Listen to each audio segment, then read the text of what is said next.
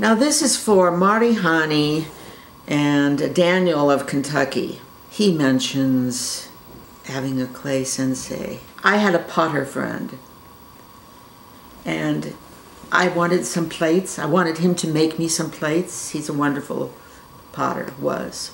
We went to the clay store and got the clay. We got home and set up the table, and then he pugged it. That means you have to like knead it a lot so that you can get all the air out of it before you're ready to start working with it. We slammed it around, punched it, got the air out. And then he said, "Okay, Margaret, well, I'll see you." Well, what was happening? He was leaving? Yes, he was leaving. I was going to make the plates. This couldn't be. I didn't know anything about clay. I never even held any clay. I couldn't make plates. What was I going to do? Yes, you just make the plates, ta-ta, and off he went. It took me maybe at least an hour before I could pick it up, the clay. And then when I picked it up, it was horrible.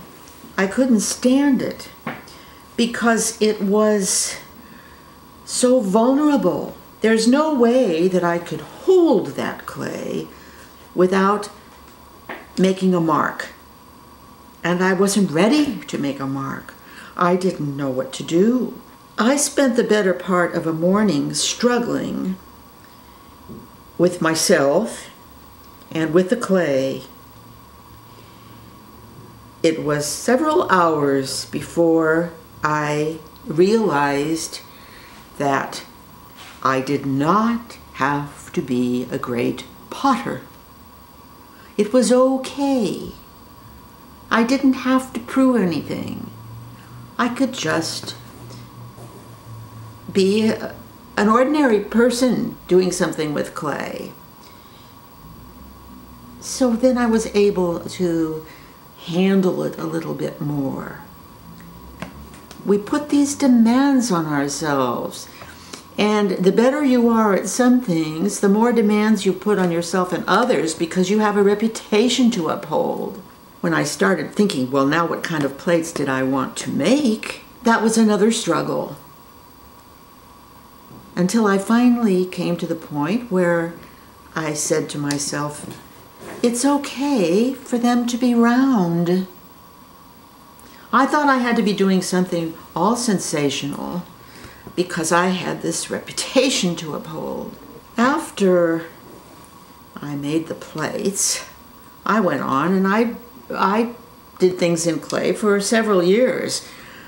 I loved working on it.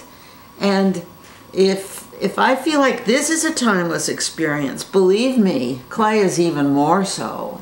And when I watch you guys, Daniel of Kentucky and Marihani, with your clay, Daniel on that wheel, yes, I can just see you're out there. Time has stopped. And then, of course, with clay, you have so much mystery. I don't have much mystery here with this quilt. But you have mystery with clay. If you're glazing, things like that, you fire them, they look completely different. If they make it alive out of the kiln. Not knowing how those glazes are going to come out. When you paint with the glazes, not even seeing the color that they will become after they're fired.